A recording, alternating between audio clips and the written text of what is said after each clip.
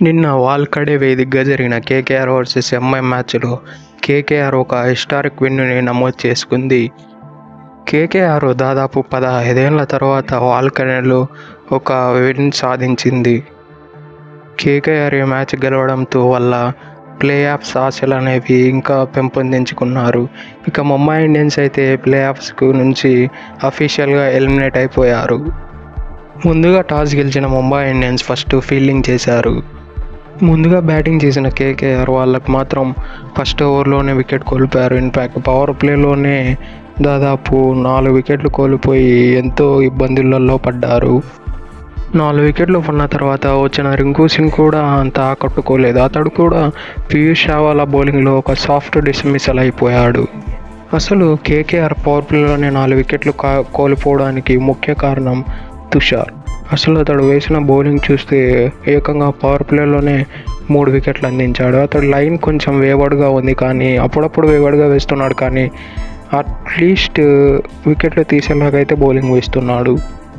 ఇతడు కూడా ఆ లైనర్ లెంత్ పైన కొంచెం ఇంకా ఎక్కువ ఇంప్రూవ్మెంట్ చేసుకున్నట్లయితే వీరకు మరో మ్యాచ్ విన్నర్ రషీద్ మలింగ లాంటి బౌలర్ దొరికినట్టే. కేకేఆర్కు 5 వికెట్లు పడిపోయిన తర్వాత వాళ్లకు వెంకటేష్ అయ్యర్ మరియు ఇంపాక్ట్ ప్లేయర్గా వచ్చిన మనీష్ పాండ్యా మాత్రం ఒక మంచి ఇంపాక్ట్ అయితే క్రియేట్ చేశాడు. ఇన్ఫ్యాక్ట్ మనీష్ పాండ్యా 8 ఏళ్ల తర్వాత కేకేఆర్కు ఆడుతున్నాడు. ఈ మ్యాచ్ ఒక హిస్టారిక్ మూమెంట్గా భావించవచ్చు. ఇది మనీష్ పాండ్యా మరియు వెంకటేష్ అయ్యర్ కలిపి 62 బాళ్లలో 23 రన్లు సాధించారు. వీరిద్దరు మాత్రం ఒక ఎక్సలెంట్ బ్యాటింగ్ చేశారని చెప్పుకోవచ్చు. 7.1 ఓవర్ నుంచి 16.5 ఓవర్ వరకు వీళ్ళిద్దరూ ఒక మంచి పార్ట్నర్షిప్ని అయితే బిల్డ్ చేశారు. ఎక్కడే కానీ తడబడలేదు. వచ్చిన బాల్స్ని సింగిల్స్ తీసుకుంటూ అలానే అప్పుడొకటి 6-4 తరలించి ఒక అద్భుతమైన బ్యాటింగ్ అయితే చేశారు.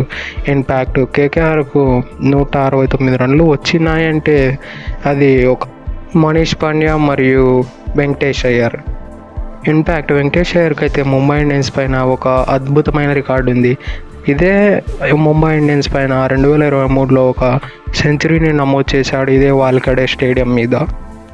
అది అతడు మంచిగా ఇంప్రూవ్ చేశాడు. ఈ మ్యాచ్లో ఇంకా బాగా ఆడాడు.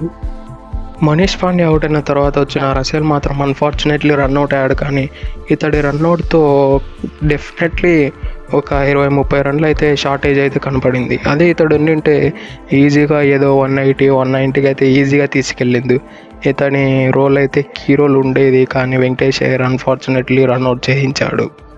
ఇక ముంబై ఇండియన్స్ బౌలింగ్ లైనప్ విషయానికి వస్తే వాళ్ళ ప్రతి ఒక్కరు బౌలర్ వాళ్ళ 200%ని పెట్టి బౌలింగ్ వేశారు. ఏమన్నా బౌలింగ్ ఫీల్డింగ్లో కూడా ఏ ఒక్కరన్నా కూడా ఎక్స్ట్రా ఇవ్వకుండా ఒక అద్భుతమైన ఫీల్డింగ్ చేశారు. ఇన్ఫ్యాక్ట్ తిలక్ వర్మ అయితే ఫిల్ సాల్ట్ వికెట్ అయితే ఒక ఎక్సలెంట్ క్యాచ్. వెనక్కి పరిగెడుతూ క్యాచ్ పట్టడం చాలా కష్టం. అది మధ్యలో ఒక ప్లేయర్ అడ్డు వచ్చాడు, అయినా కూడా ఒక ఎక్సలెంట్ క్యాచ్ పట్టి చూపించాడు తిలక్ వర్మ.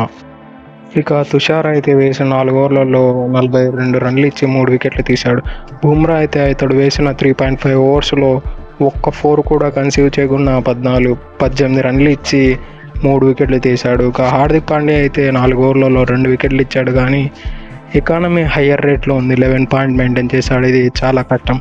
రాబోయే T20 వరల్డ్ కప్కి ఇతడు ఎంతో ముఖ్యమైన ప్లేయర్ కాబోతున్నాడు, కాబట్టి ఇప్పుడు ఉండే కొన్ని మ్యాచ్లు ఇతడు ఇంప్రూవ్మెంట్ అయితే చాలా బాగుంటుంది యాజ్ ఏ ఇండియన్ ఫ్యాన్గా. పీయూష్ చావ్లా కూడా ఒక వికెట్ తీశాడు 3 ఓవర్లలో. సెకండ్ ఇన్నింగ్స్లో 169 రన్లతో చేసింగ్కి దిగిన ముంబై ఇండియన్స్ మాత్రం ఇనీషియల్గా ఒక అద్భుతాన్ని అయితే సృష్టించారు. ఏకంగా ఇషాన్ కిషన్ అయితే మిచెల్ స్టార్క్ బౌలింగ్లో అటాకింగ్ బ్యాటింగ్ అయితే కొనసాగించబోయాడు, కానీ అన్ఫార్చునేట్లీ అవుట్ అయ్యాడు. రోహిత్ శర్మ కూడా మంచిగా కనపడ్డాడు, కానీ ఆడిన 2-3 బాళ్ళల్లో అన్ఫార్చునేట్లీ అతడు హిట్టింగ్ పోవాల్సిన సిచ్యువేషన్ అయితే వచ్చింది, కాబట్టి అతడు హిట్టింగ్కు ఒక రాంగ్ బౌలర్ని సెలెక్ట్ చేసుకున్నాడు, సునీల్ నారాయణ్. అతడు ఇతన్ని ఏకంగా 9 సార్లు అవుట్ చేశాడు ఈ మ్యాచ్ ముందు. ఇది 10వ కూడా అవుట్ చేశాడు. ఇతన్ని మినహాయించి వేరే బౌలర్లను ఎవరన్నా అటాక్ చేసిండే రోహిత్ శర్మ బాగుండేది. ఎందుకంటే రోహిత్ శర్మ కేకేఆర్ పైన ఒక బ్రిలియంట్ రికార్డు ఉంది. ఇతడికి కేకేఆర్ అంటే ఒక లవ్వింగ్ సైడ్. వన్డౌన్లో వచ్చిన రమణ్దీర్ కూడా కొంచెం టెంటేటివ్గా కనపడ్డాడు. ఆ తర్వాత వచ్చిన సూర్యకుమార్ యాదవ్ ఒకవైపు అతడు నిలబడుతున్నా ఇంకోవైపు ఎవరు సపోర్ట్ చేసేవాళ్ళు లేరు. ఇంపాక్ట్ 6 ఓవర్లకే 46 రన్లకు 3 వికెట్లు కోల్పోయారు. 11వ ఓవర్ కాడ 71 రన్లకు 6 వికెట్లు కోల్పోయారు. ఇక్కడి నుంచి ఇంకా వీళ్ళు ఒక టిమ్ డేవిడ్ మరియు సూర్యకుమార్ యాదవ్ 26 బాళ్ళల్లో 44 రన్లు పార్ట్నర్షిప్ని నెలకొల్పారు, కానీ అది విన్ కావడానికి తోడ్పడలేదు.